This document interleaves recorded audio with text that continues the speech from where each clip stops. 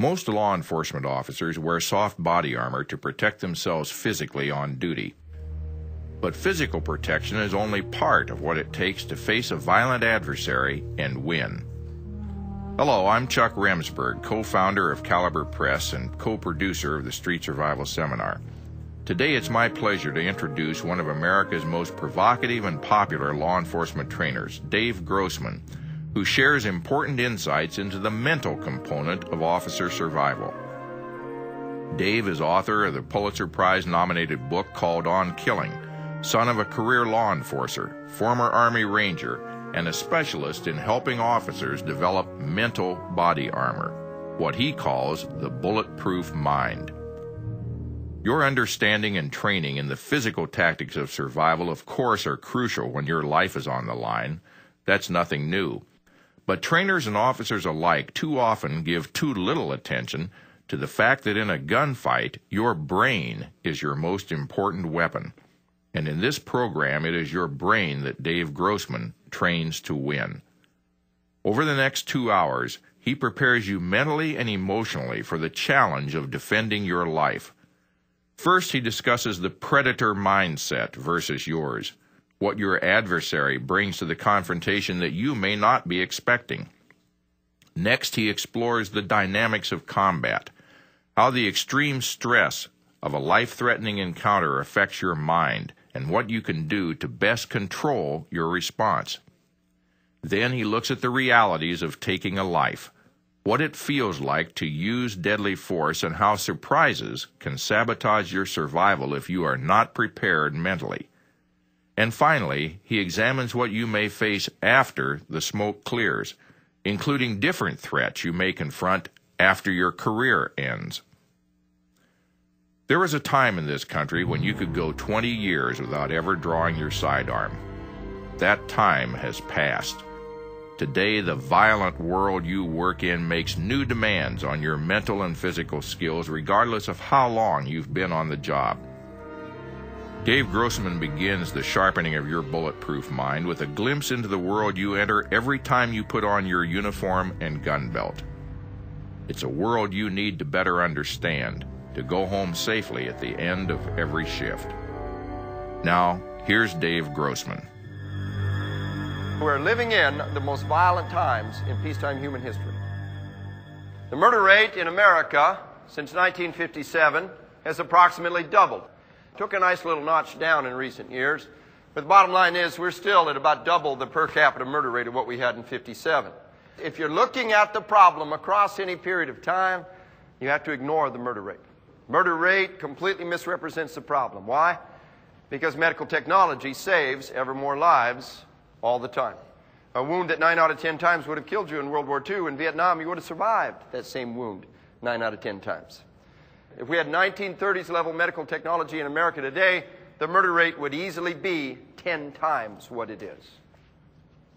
So what you got to look at is not the murder rate, but the rate at which people are trying to kill one another off.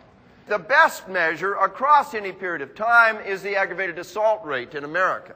And the assault rate has gone from around 60 per 100,000 in 1957 to over 440 per 100,000 by the middle of this decade. It is an explosion of violent crime that is absolutely unprecedented in peacetime human history. So step one, we understand the explosion of violent crime that's happening around the world. In Canada, now there's a great nation, right? Everything ought to be all hunky-dory in Canada. They've got all those great gun laws, right? And they've got this semi-paternalistic socialistic government, and they've got limited racial problems, and they got the cold that drives all the riffraff off. Everything ought to be perfect up there. Well, in Canada, since 1964, the assault rate has gone up 5-fold per capita. And attempted murder, a classification we do not have, has gone up 7-fold just since 1964. In Norway and Greece, the per capita serious assault rate went up 5-fold. In Australia and New Zealand, it went up approximately 4-fold. In Sweden, it tripled, and it approximately doubled in Belgium, Denmark, England, Wales, France, Hungary, Netherlands, and Scotland. Never have we seen such a dramatic increase in the willingness of members of a civilization in peacetime to kill off the fellow members of their own society. Imprisonment in America has gone from a little less than 100 per 100,000 in 1970 to over 440 per 100,000 by 1997. A 4.5-fold increase in that ratio of violent citizens that we are locking away. Now, there is no doubt in anybody's mind that if we let these people out, it'll be even worse yet. Every now and then somebody will say something like, well, you know, Dodge City in 1875 had 4 times the per capita murder rate of New York City. Stop, think, just a minute. Number one, what was Dodge City full of? Young men coming off the trail drive, right? We had this skewed demographics in which it was primarily a concentration of individual in the prime crime years. Number two, if we had 1870s level medical technology in America today, the murder rate would easily be 20 times what it is. You know, after World War II, we had this big batch of kids, and they all hit their prime crime years in the 60s and the 70s.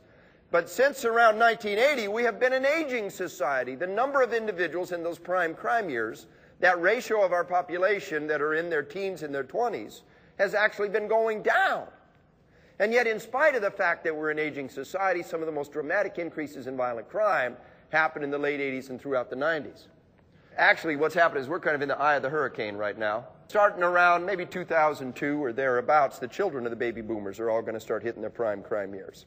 So that'll start working against us. And in 97, we bought a 2% decrease in the assault rate. Now, that's a good thing. We're glad of it. We'll take anything we can get. But in the same year that we had that 2% decrease in the assault rate, we had a 21% increase in law enforcement fatalities. How can that be? How can violent crime go down 2% and law enforcement fatalities go up 21% in the same year? The major factor holding down violent crime in America is this.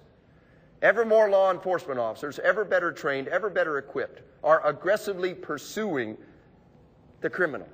They're taking back the night. They're taking back the streets.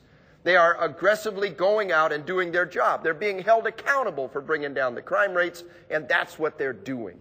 But they're doing it at the price of their blood and their lives. Number two, the individuals that you face out there on the streets have a capacity for violence that transcends anything we've ever seen before. You are dealing with individuals who are incredibly well qualified and trained. You're not dealing with ragtag, odds and ends criminals out there. You're dealing with individuals who are motivated to kill in a way that we have never seen before. As you know, statistically, the most violent segment of our society, the most threatening segment to you, has always been offenders who are young. And these days, they're getting younger.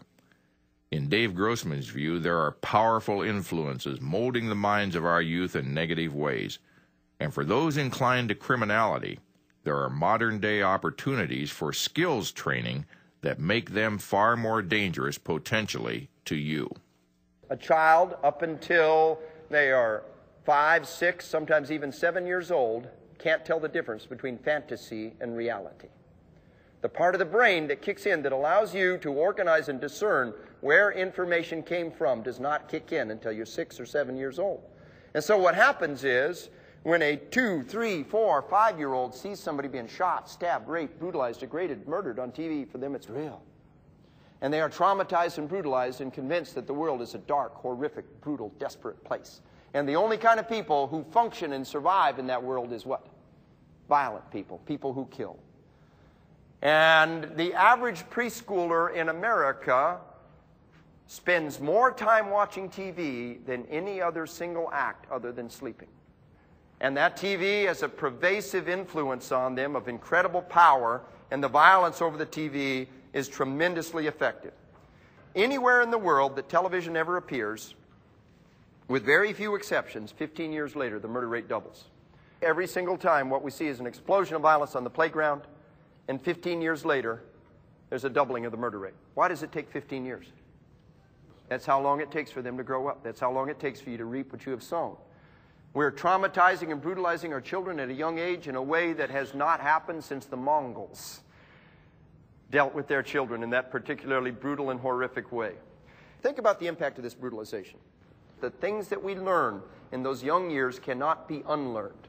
And they lie there latent, waiting for the proper circumstances for them to come out. Now, it doesn't happen to everybody, but a surprising, horrendous portion of the time it happens.